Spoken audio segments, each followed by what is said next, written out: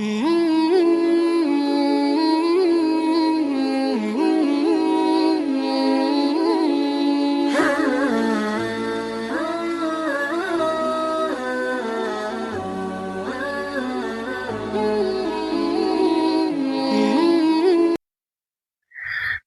yang akan kita bahas sebagai bagian dari fikih kurban itu adalah hadis dari Anas bin Malik radhiyallahu an. Rujukan kita adalah kitab Tawdihul Ahkam min Bulughil Maram. Salah satu kitab kontemporer yang menjelaskan hadis-hadis dalam kitab Bulughul Maram. Ditulis oleh Syekh Abdullah bin Abdurrahman Al-Bassam. Pada hadis ini dijelaskan bahwa annan nabiyya sallallahu alaihi wasallam kana yudhi bi kabshain amlahain aqranain. Adalah Nabi sallallahu alaihi wasallam berkorban dengan 2 ekor kambing yang amlahain, yang mana 2 ekor kambing itu berwarna putih garam. Aqranain, kedua kambing yang Nabi korbankan itu bertanduk. Wa yusammi wa yukabbir, dan ketika beliau akan menyembelih, beliau menyebut nama Allah dan mengagungkan Allah dengan membaca Bismillah, Allahu Akbar. Wa yad'u rijlahu ala safahihima. Nabi letakkan kakinya di atas bagian leher dari kedua kambing tersebut ketika akan disembelih. Wa fi labzin, dalam salah satu riwayat redaksinya berbunyi dzabahahuma biyadihi. Nabilah yang menyembelih korbannya dengan tangan beliau sendiri, tidak diwakilkan kepada orang lain. Hadis muttafaqun alaih. Hadis ini diriwayatkan oleh Bukhari dan Muslim atas kesepakatan keduanya. Wa fi labzin, dalam salah satu redaksi berkaitan hadis ini juga disebutkan bahwa kedua kambing Nabi itu saminaini. Samin itu artinya gemuk. Wali Abi Awana fi sahihihi saminain. Adapun dalam riwayatnya Abu Awana dalam kitab sahihnya menggunakan huruf tha. Kalau tadi menggunakan huruf sin, samin, saminaini. Bahwa kedua kambing Nabi itu gemuk-gemuk. Sedangkan dalam riwayat Abu Awanah menggunakan huruf tha, samin. Apa bedanya? Kalau pakai sin artinya gemuk, kalau pakai tha itu artinya mahal. Jadi kedua kambing Nabi itu harganya mahal-mahal. Ya biasanya yang gemuk-gemuk itu mahal. Itu kalau hewan. Yang manusia kalau gemuk mahal juga. Mahal perawatannya maksudnya. Wa fi labzin li Muslim, adapun dalam riwayat Muslim, beliau Nabi SAW ketika akan menyembelih mengatakan Bismillahi wallahu akbar. Kalau dalam riwayat muttafaqun alaih tadi wa yusammi wa yukabbir. Diperjelas oleh riwayat Muslim, bacaan wa yusammi wa yukabbir itu adalah Bismillahi wallahu akbar. Dengan nama Allah dan Allah lah yang maha besar.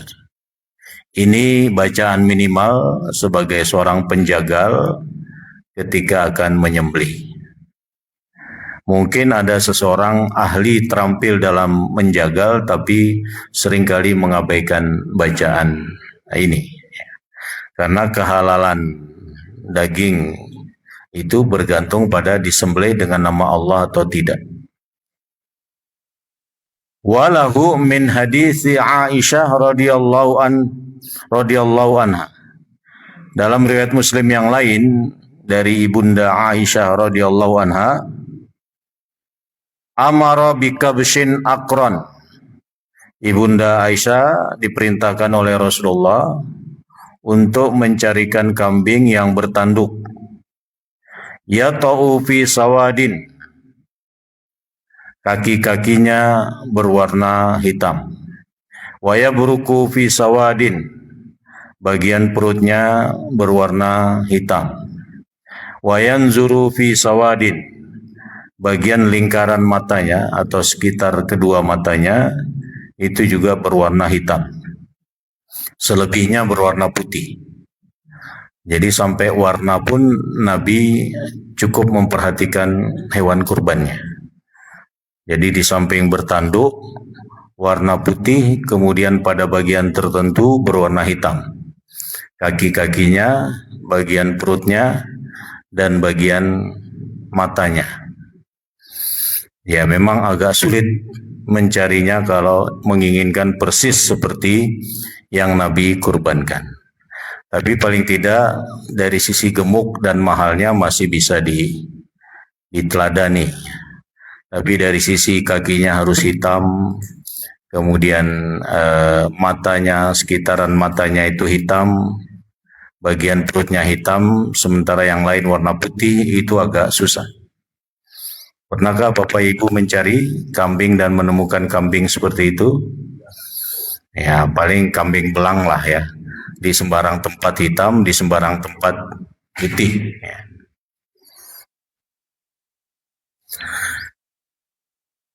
Fa'ata bihi liyudahya bihi.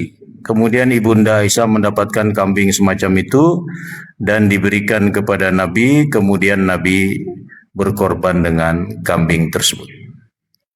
Kalau hadis yang pertama tadi, Nabi berkorban dengan 2 ekor. Pada hadis yang ketiga ini, Nabi berkorban dengan 1 ekor.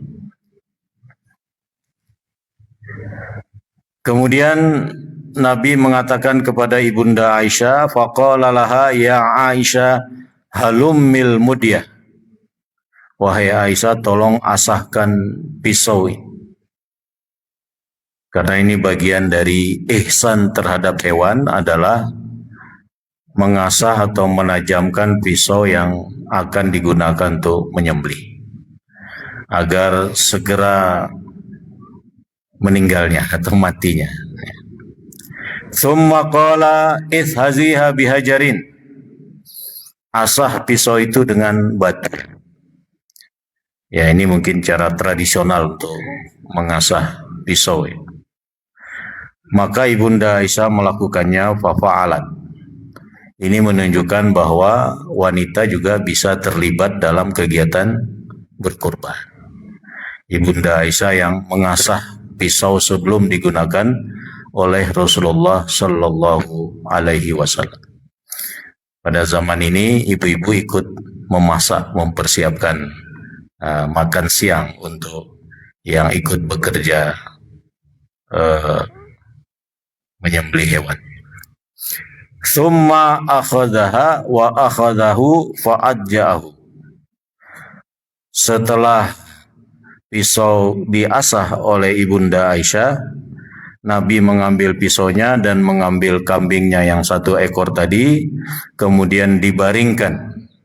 Thumma dhabahahu. Kemudian beliau menyembelihnya. Ketika menyembelih itu, beliau mengatakan Bismillah, Allahumma taqabbal min Muhammad wa ali Muhammad wa min ummati Muhammadin. Dengan nama Allah, ya Allah, terimalah ini dari Muhammad dan keluarga Muhammad.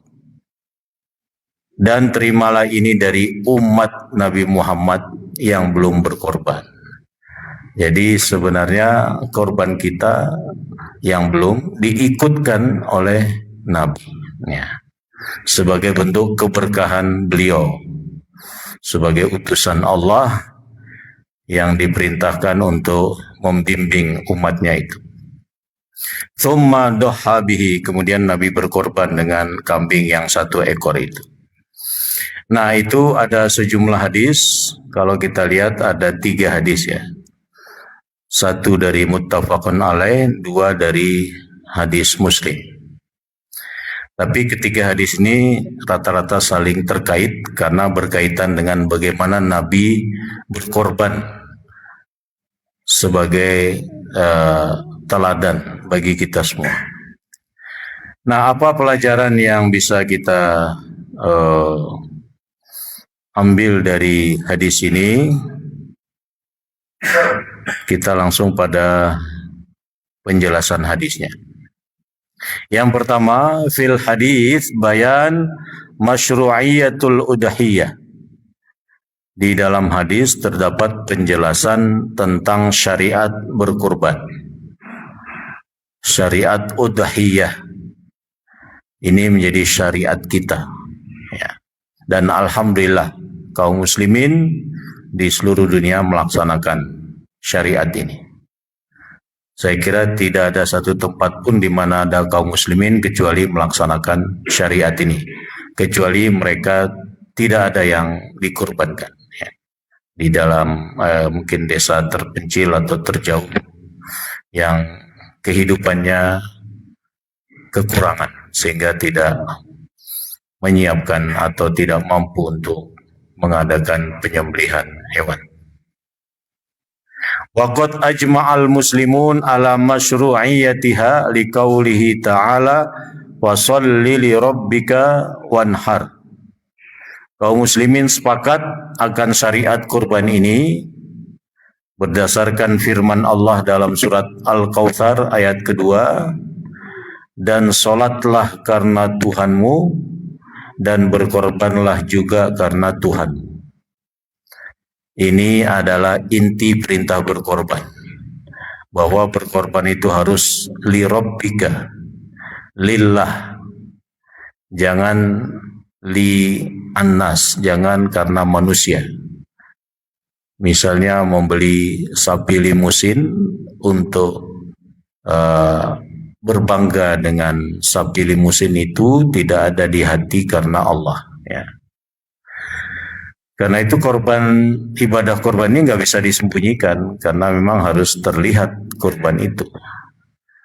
Disinilah beratnya menjaga hati, jangan sampai karena korbannya lebih besar itu jatuh pada riya.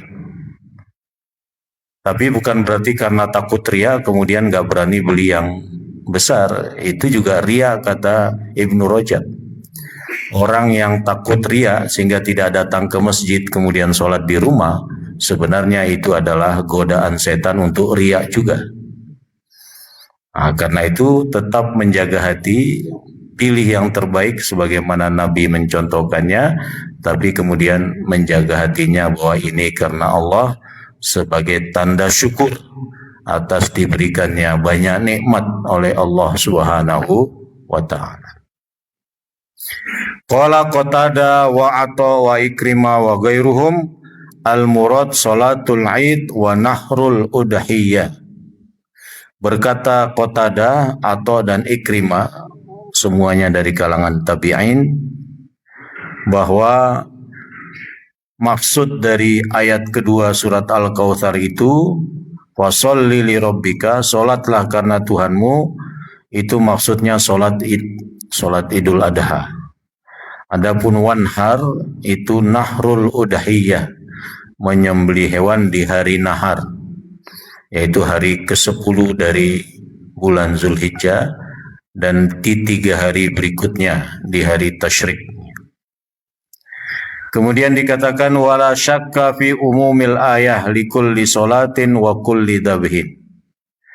Tidak diragukan juga terdapat penjelasan tentang keumuman ayat, bahwa tidak terbatas pada makna solat Idul Adha, tapi semua bentuk solat diperintahkan untuk karena Allah, li rabbika. Dan semua bentuk sembelihan, tidak hanya sembelihan saat Idul Adha, tapi sembelihan akikah, sembelihan yang lainnya, sembelihan walimah, itu karena Allah. Annal muslim ma'murun bi an yukhlisahuma lillahi ta'ala. Bahwa seorang muslim diperintahkan untuk mengikhlaskan solat dan sembelihan itu karena Allah Subhanahu wa taala. Jadi makna dari ayat kedua surat Al-Kautsar ini bisa bermakna khusus, solatnya solat Idul Adha, kemudian berkorbannya kurban pada hari raya Idul Adha, bisa bermakna umum, semua bentuk solat dan semua bentuk sembelihan. Jadi ada dua makna, makna umumnya dan makna khususnya. Intinya bahwa yang kita lakukan apapun itu harus karena Allah Subhanahu wa taala, terutama ibadah solat dan ibadah kurban. Yang kedua, istihbab istihsanul udhiyah wastismanuha. Anjuran memilih hewan kurban yang bagus, yang berkualitas dan yang gemuk. Wa antakuna bi ahsanil alwan. Dan dianjurkan untuk mencari warna yang bagus. Jadi Nabi menyuruh mencari yang kakinya hitam, perutnya hitam, lingkaran kedua matanya hitam, selebihnya putih. Itu secara umum maknanya cari warna yang bagus menurut kebiasaan setempatnya. Fatakunu min jinsil ghanam wa min nau'iz dzukuri minha. Dan sebaiknya dari jenis kambing, walaupun syariatnya boleh sapi dan onta, dan dari zakar az-zukur, dari pejantannya. Kalau tidak ada, boleh juga yang betinanya. Wa antakuna baydo au bayaduha aksar min sawadiha. Dan sebaiknya berwarna putih atau putihnya lebih dominan daripada warna yang lain. Wa antakuna qarna, dan sebaiknya yang bertanduk dan tidak patah tanduknya. Li'anna dzalika dalilul quwwah, karena dengan kambing yang bertanduk itu menunjukkan kekuatan hewan yang dipilih. Wa hadza huwal afdal, ini yang utama. Wa illa, kalau tidak menemukan seperti kriteria tadi, wa yujzi'u ma khalafa hadza, dibolehkan untuk selain yang disebutkan kriterianya. Misalnya tidak ada warna putih, ya nggak apa-apa, warna hitam. Ya, sampai orang Indonesia punya istilah kambing hitam. Ya. Tapi tidak ada kaitannya dengan kurban. Ya. Jadi yang utama disebutkan tentang warna, disebutkan tentang tanduk, disebutkan tentang jenis kelaminnya, disebutkan tentang jenis berupa kambing. Ulama berbeda pendapat mana yang lebih utama, kambing atau non kambing. Ya, kalau dilihat dari sisi yang dilakukan Nabi dalam kurbannya, ya kambing. Tapi kalau dilihat dari sisi kebermanfaatannya untuk masyarakat luas, ya yang lebih banyak dagingnya, yaitu sapi atau sepertujuh sapi. Yang ketiga, wa minal alwanil mustahsina fil adahi antakuna qawaimuhu wa batnuhu wa ma haula ainaihi aswad wa baqiyatuhu abyad. Termasuk warna yang bagus sebagaimana dicontohkan Nabi tadi dalam hal memilih hewan kurban adalah sebaiknya kaki-kakinya, bagian perutnya dan sekitar kedua matanya berwarna hitam, selebihnya berwarna putih. Wal abyad huwa al amlah. Putih yang dimaksud adalah putih garam. Alladzi launuhu syabihun bilaunil milh. Yang mana warna putihnya mirip dengan warna garam. Ya. Memang rata-rata putihnya putih garam atau putih susu. Putih garam ya. Antakuna dzatu qadarin wa thamanin ghalin. Sebaiknya hewan kurban itu yang kuat dan harganya mahal. Di anna hadza dalilu nafasatiha wa husniha. Karena dengan mahal itu menunjukkan nilai dan baiknya hewan tersebut. Wa antakuna saminatun, dan sebaiknya yang gemuk. Li'annahu aktsaru manfaatin wastifadatin madiyatin wa ma'nawiyatin fiha.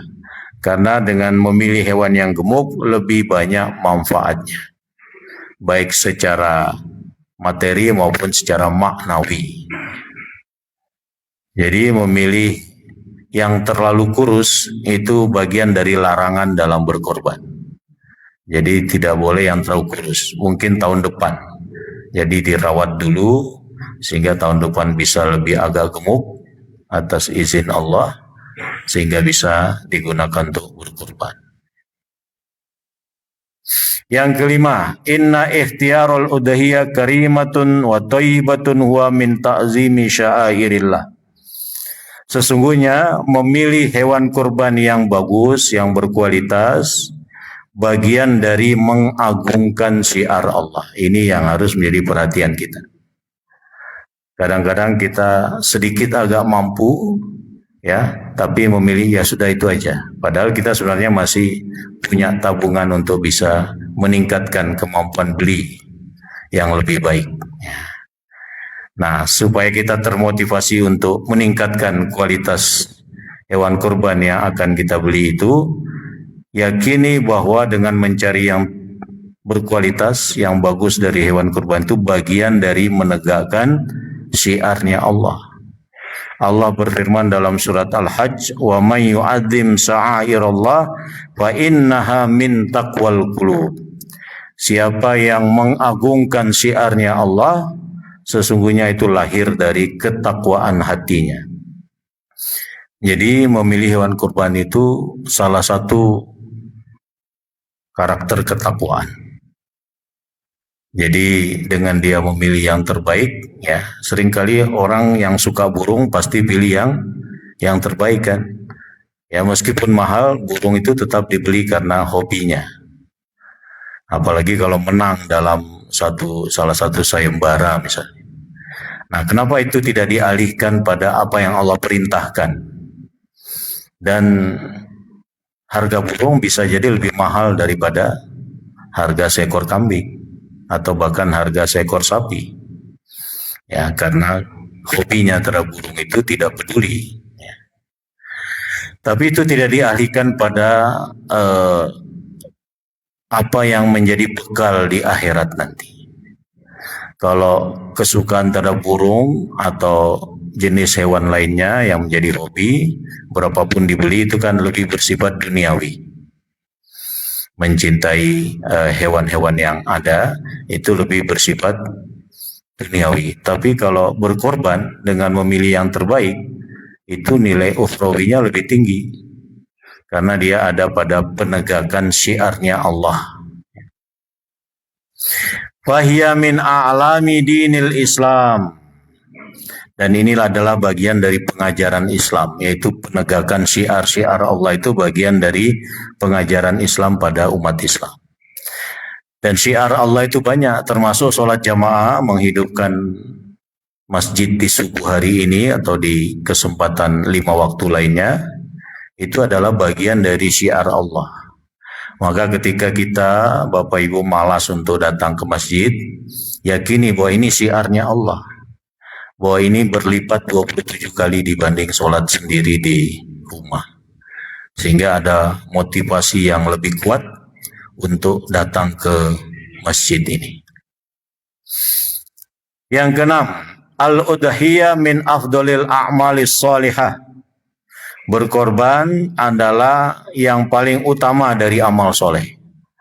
Nah, jadi amal soleh itu banyak. Nah, yang utama, salah satu yang utama itu adalah berkorban. Waqad rawa at-Tirmidzi wa Ibnu Majah wal Hakim bi isnadin sahih min hadits Aisyah radhiyallahu anha anna an-nabiy sallallahu alaihi wasallam qala ma amila ibnu adam yauman nahar amalan ahabbu ila Allah min hiraqati damin wa tibu biha nafsan Berdasarkan hadis yang diriwayatkan oleh Imam Tirmidzi, Ibnu Majah dan Hakim dengan sanad yang sahih dari hadisnya Ibunda Aisyah radhiyallahu anha bahwa Nabi mengatakan, tidak ada amal anak Adam di hari nahar yang lebih baik dan lebih disukai oleh Allah daripada meneteskan darah. Meneteskan darah artinya menyembelih, bukan membunuh ya. Karena membunuh juga meneteskan darah, tapi yang dimaksud adalah menyembelih hewan kurban. Maka berbahagialah dengan menegakkan syiar penyembelihan itu. Hari nahar adalah hari ke-10 dari bulan Zulhijjah atau hari raya Idul Adha. Zahaba katsirun minal fuqaha minhum al-Hanabila anna dzabhal udhiyah afdal minas shadaqah bi thamaniha. Banyak ahli fikih berpendapat, termasuk diantaranya dari kalangan pengikut Hambali, mazhab Hambali, bahwa menyembelih hewan kurban itu lebih utama daripada bersedekah dengan senilai hewan kurban. Misalnya kita memilih, katakanlah 3,5 juta itu kita berikan kepada 35 anak yatim. Masing-masing dapat 100 pada hari raya Idul Adha, tidak memilih untuk berkorban. Masih lebih utama berkorban walaupun nilainya sama. Urunan 1/7 sapi 3,5 juta dengan memberi anak yatim masing-masing 100.000 untuk 35 anak untuk sedekah, lebih baik berkorban. Yang ketujuh,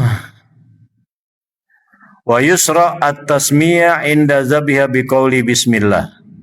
Disyariatkan ketika menyembelihnya dengan membaca tasmiyah, yaitu bismillah. Berdasarkan firman Allah, fazkuru smallah 'alaiha shawab. Sebutlah nama Allah atas hewan yang akan disembelih. Wal masru' inda dzabhi al-iktisar ala bismillah. Yang disyariatkan ketika menyembelih cukup dengan memendekkan bacaan bismillah. Tidak perlu lengkap bismillahirrahmanirrahim. Ya. Cukup dengan bismillah. Fadzikru sifati rahmatillahi ta'ala la tunasib adzabhu alladhi fihi al-qaswah wa iraqatid dam. Kenapa tidak boleh ditambah ar-Rahman ar-Rahim? Karena penyebutan sifat rahmahnya Allah dalam hal penyembelihan, yang mana penyembelihan itu identik dengan kekerasan dan penetesan darah, itu tidak pantas. Sehingga tidak usah membaca lengkap Bismillahirrahmanirrahim ya. Jadi cukup dengan Bismillah, nanti ditambah dengan Allah, Allahu Akbar. Yang kedelapan, wa qaulu bismillah inda dzabhi wajibun indal a'immati tsalatsa. Dan menurut pendapat imam yang 3 selain Imam Syafi'i ya, Abu Hanifah wa Malik wa Ahmad, selain Imam Syafi'i, itu wajib ketika menyembelih. Kenapa? Berdasarkan firman Allah, wala ta'kulu mimma lam yazkur ismallah alaihi wa innahu lafiskun. Janganlah kalian makan sembelihan yang tidak disebut nama Allah atas sembelihannya, karena itu adalah perbuatan fasik. Wa mustahabun indal Imam Asy-Syafi'i, dan dianjurkan menurut mazhab Syafi'i. Kalau 3 imam lain mengatakan wajib, Imam Syafi'i menganjurkannya. Kenapa menganjurkannya? Karena seorang muslim itu sudah suci dengan keislamannya.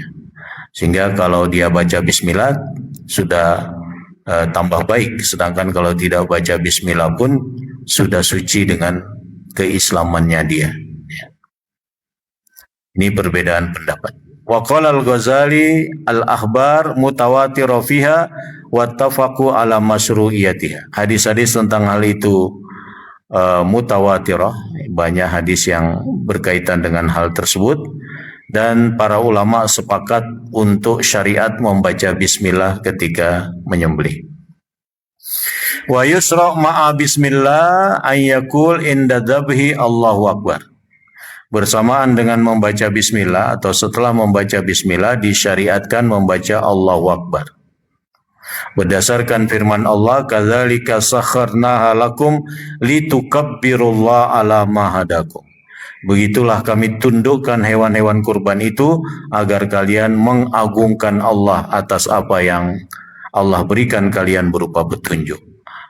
Atas dasar ayat ini ditambahkan setelah bismillah itu Allahu Akbar. Yang ke-10, wa yustahabbu lil mudahhi an yatawalla dzabha udhiyatihi bi nafsihi. Dianjurkan bagi sahibul kurban untuk menyembelih sendiri hewan kurbannya. In kana yuhsinuz zabih. Kalau terampil dalam penyembelihan. Kalau tidak mampu, apalagi tidak kuat lihat darah, ya titipkan saja. Li'anna dzabha ibadatun wa qurbatun ilallahi ta'ala. Karena penyembelihan itu bagian dari ibadah dan pendekatan diri pada Allah. Jadi kalau seorang tokoh mengatakan serahkan aja uang hewan kurbannya ke Basnas, nah, itu menghilangkan nilai ibadah saat penyembelihannya. Dan insya Allah banyak kaum muslimin yang mampu menjaga ya. Tapi untuk ada kesinambungan generasi sebaiknya masjid mengadakan kursus Juleha ya. Supaya yang terampil itu adalah yang betul-betul menjalankan keislamannya. Karena seringkali penjagal itu kalau kadang-kadang tidak melaksanakan sholat dan seterusnya. Kalau jamaah masjid yang sering terlihat sholat jamaah itu mampu menyembelih, itu akan menambah kebaikan penyembelihan.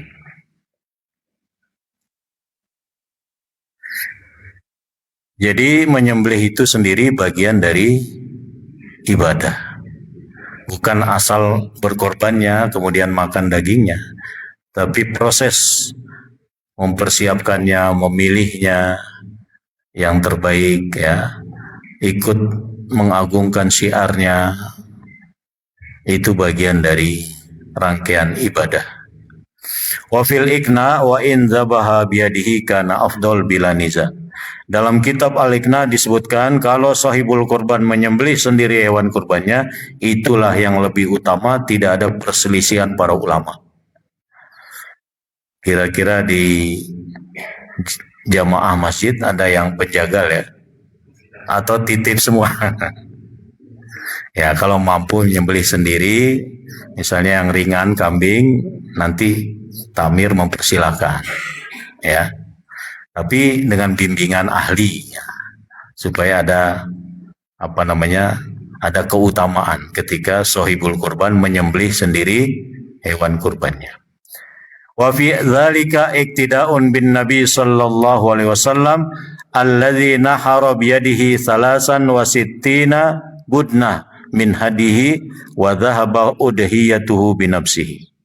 Karena dalam menyembelih sendiri hewan kurbannya itu adalah mengikuti Nabi ketika hadiyu itu penyembelihan korban saat menunaikan haji, udhiyah itu bagi yang tidak menunaikan haji. Beliau menyembelih ontanya 63 ekor, aslinya 100, sisanya diserahkan pada Ali bin Abi Thalib. Ini menjadi dalil boleh disembelih oleh orang lain, boleh diwakilkan oleh penjaga. Ya, jadi 100 hadiyunya Nabi. Hadiyu itu artinya persembahan penyembelihan hewan saat menunaikan haji. Itu 100 ekor onta. Nah, disembelih sendiri 63 ekor. Sisanya berapa? 37 disembelih oleh Ali bin Abi Thalib. Tapi Nabi berpesan kepada Ali bin Abi Thalib jangan jual apapun, kulitnya, tanduknya dan seterusnya ya. Waqad ajma'al ulama ala anna dzabhal mudahi awil muhdi udhiyatahu aw hadiyahu biyadihi annahu mustahab wa laisa biwajib. Ulama sepakat bahwa sahibul kurban yang menyembelih sendiri hewan kurbannya atau jamaah haji yang menyembelih sendiri hadiyunya, itu hukumnya mustahab, sunnah, bukan wajib. Ya, karena kalau wajib banyak yang nggak berkorban. Kalau harus menyembelih sendiri. Yang ke-11, wa in lam yatawalla dzabahu biyadihi fal afdal an yahdur inda zabihi. Kalau seandainya tidak mampu disembelih sendiri, yang lebih utama adalah menghadiri saat penyembelihan. Maka takmir yang dititipi korban mengundang kembali pengorban tersebut untuk hadir saat penyembelihan. Dan nanti ada MC-nya. Sembelihan sapi pertama, bapak ini, ibu ini mohon mendekat atau paling tidak mohon menyaksikan. Ya, jadi itu afdol. Ya, tidak mampu nyembelih tapi menyaksikan hewan kurbannya disembelih. Ya. Tapi kalau dia keluar kota ya nggak apa-apa. Nah, mungkin ada kamera untuk dilihat. Dan itu memungkinkan beliau-beliau di tahun depan juga dengan pelayanan takmir yang baik itu akan berkorban untuk tahun berikutnya atau mengarahkan orang lain untuk berkorban di masjid tersebut. 5 ruya annan nabiyya sallallahu alaihi wasallam qala li Fatimah. Hadisnya bahwa dianjurkan menghadiri penyembelihan itu adalah perintah Nabi kepada putrinya Fatimah, uhduri udhiyataki yughfaru laki bi awwali qatratin min damiha. Wahai Fatimah, hadiri penyembelihan hewan kurbanmu, Allah akan mengampunimu sejak tetesan darah pertama. Ternyata dalam menghadiri penyembelihan hewan kurban kita, itu ada ampunan Allah. Jadi sebaiknya kalau tidak keluar kota, tidak ada keperluan yang terlalu penting, sebaiknya hadir demi menegakkan syiarnya Allah dan mendapatkan ampunan dari Allah. Walima jaa fi hadis Ibni Abbas anna Nabiyya sallallahu alaihi wasallam qol uhduruha idza dzabahtum wa innahu yughfar lakum inda awwali qatratin min damiha. Dan juga dalil yang kedua berdasarkan hadisnya Ibnu Abbas, Nabi berkata kepada para sahabat, hadirilah hewan kurban kalian ketika disembelih karena itu mendatangkan ampunan dari Allah sejak tetesan darah yang pertama. Jadi baik dalil pertama maupun dalil kedua, secara khusus Nabi perintahkan Fatimah dan para sahabat untuk menghadiri penyembelihan kalau tidak mampu menyembelih sendiri. Tapi tidak wajib, ini sifatnya sunnah atau mustahab. Yang ke-12, istihbabu azabhu bi alatin hadatin. Dianjurkan saat menyembelih menggunakan alat yang tajam. Berdasarkan hadis Nabi, istahdiha fafa'alat. Kepada Ibunda Aisyah, tajamkan pisaunya. Ya, maka Ibunda Aisyah melakukannya. Wali anna fi dzalika rahatun lidzabihati bi sur'ati zahuki ruhiha. Karena dengan menggunakan alat yang tajam itu mempercepat kematian hewan kurban itu sendiri. Ya. Wahwa ihsanuz zabhi. Ini bagian dari ihsan kepada hewan sembelihan. Jadi pada tradisi kelompok tertentu itu disuruh lari dulu hewan kurbannya, kemudian dikejar-kejar, kadang kepalanya dipukul dan seterusnya ya. Menggunakan alat yang tumpul, karena dalam perbuatan seperti itu menyenangkan, menggembirakan mereka. Islam tidak seperti itu. Ihsanuz zabhi dalam Islam itu menajamkan alat yang digunakan untuk menyembelih itu supaya segera mati. Ya, di samping itu disuruh untuk menenangkan hewannya, tidak dibuat berlarian. Ya memang ada kasus tertentu, kadang-kadang sapinya lari, nabrak orang, nabrak kaca, dan lain sebagainya. Ya. Memang harus ditenangkan. Bahkan dalam lanjutan penjelasan poin-poin ini, tidak boleh disaksikan oleh hewan lain saat pengasahan pisau atau saat temannya disembelih. Harus ada tirai atau pembatas, sehingga dia tidak melihat temannya itu disembelih. Jadi ada perasaan juga ya bagi hewan itu, sehingga Nabi melarang orang mengasah pisau dilihat oleh hewan sembelihan. Ya kadang-kadang kan sambil canda penjagal itu, wah sebentar lagi kamu tak sembelih, sambil diasah pisaunya di depan hewan kurbannya. Ini bukan adab Islami terhadap hewan sembelihan, bukan ihsan terhadap hewan sembelihan. Betapa mulianya agama Islam, betapa sempurnanya agama Islam, sampai terhadap hewan sembelihan pun ada etikanya.